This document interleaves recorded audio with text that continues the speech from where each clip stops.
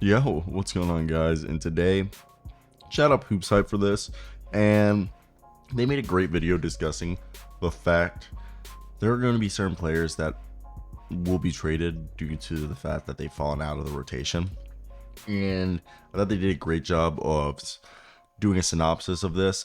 So let's go through each team or each listing that they have and basically give a reaction of kind of like how likely I see this, what's the trade value for said player at this junction of the season and in their deal. There's so many different varying factors that could go into what their potential value is. So let's get into that, and I want to shout out Yossi Gonzalez for this information.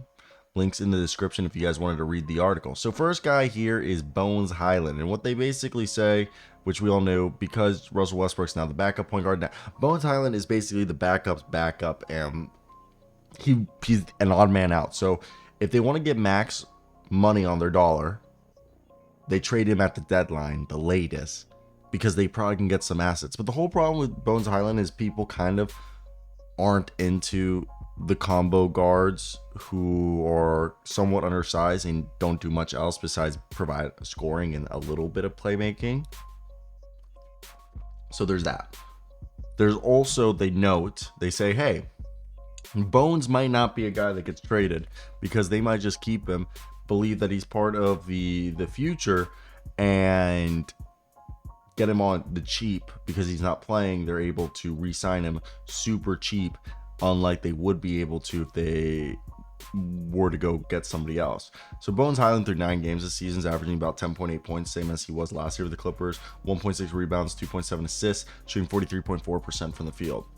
The next guy that they say could be traded on the Clippers is Amir Coffey, who is somebody that I'm surprised is actually still on this team. He's only played 7 games and he's playing 7 minutes a night, 1.7 points, a rebound, assist.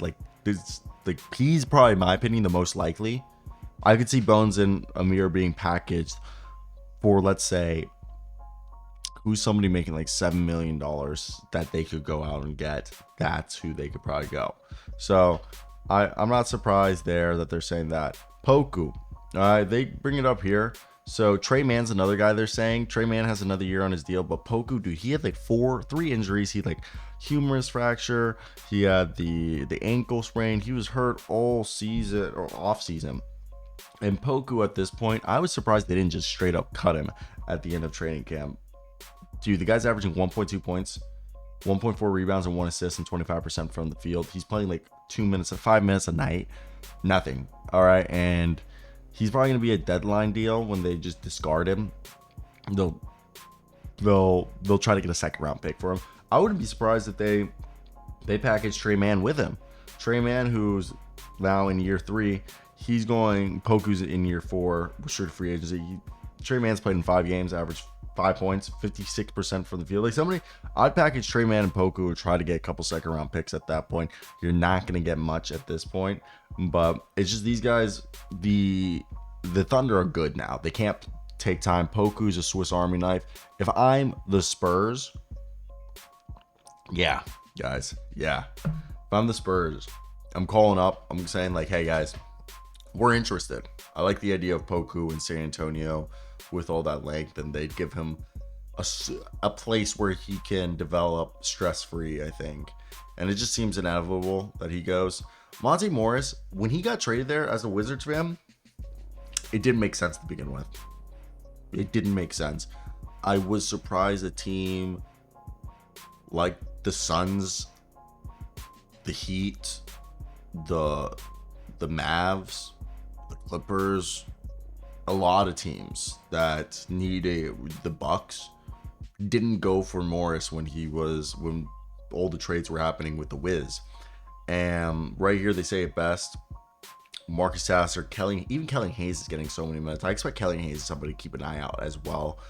But you got, even if we don't put Kelly, you got Sasser, Jaden Ivey, Cade Cunningham all in front getting minutes. And I don't think there's a road for Monte Morris to get minutes, just because it doesn't make sense, okay, as a franchise to like go for him. Because to me, I don't know. It's definitely my thoughts If we're just looking at it like holistically, there's no reason that they should go out and get themselves, a guy that's never gonna be an impactful player for them. Okay, they have no interest in doing something like that. So for me, I think it's definitely funny when you see that on the whole. And I want to hear your guys' opinions down below. What do you guys see from this? Are you guys agreeing that a contending team should trade for Monte Morris? Makes no sense. James Wiseman, this one's sad. It was already a head scratching affair. Marvin Bagley's playing. You have Jalen Duren. You have Beef Stew. And James Wiseman not playing. Again, another team, Spurs, I'd give him a shot. If I'm the Blazers, I'd give him a shot. If I'm, who's another bad team this year? Utah, but they're kind of figured out there. I think the Blazers are a good spot, especially with Robert Williams being out. I mean, if I'm a contending team, I maybe give him a shot. Like if you're Boston and you go, here's Luke Cornett, we'll take on James Wiseman. That's a possibility. And James just not getting any minutes. He's not getting any run. So for me, when I see all this, I just see a kid that's just not fair, in terms of the opportunities that they've been just, they haven't given them anything that's worthy of him wanting, like worthy of people wanting to trade. Like I don't even know at this point. You might have to, like if I'm the Pistons, I don't know what I'm trading him for. Like there is no value.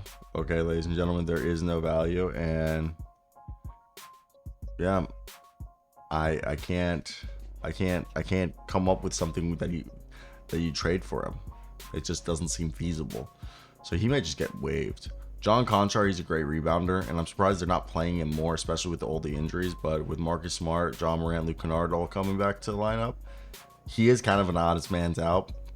Great basketball player, but odd man out. Bol Bol, he ended last year absolutely terribly, and it makes sense that right here that Bol Bol just would be traded. These two, they're just, I don't understand John Konchar why they're not playing him, especially with all the injuries that they have. They're just like, hey, we're just not going to play you. Bol Bol, just, he's not good, and especially with Drew Eubanks missing time, the Suns are realizing that their 9 to 10 man rotation's good, and that Bol Bol's not a part of that. Now, Lonzo Ball is the last one, and I'm just going to read this one word for word right here, guys. It goes without saying the Ball would be playing for the Bulls if he were healthy. He's not expected to play this season, but it might not matter if the Bulls end up blowing the roster. As we get closer to the end of Ball's contract in 24 to 25, it's easier for the Bulls to trade him then. They've already off to a terrible start, and Zach LaVine could get traded. If that happens, that would escalate trades for DeMar DeRozan and Alex Caruso. This could lead to cost-saving moves that would be trading Lonzo Ball. So let me hear your thoughts down below. That's it.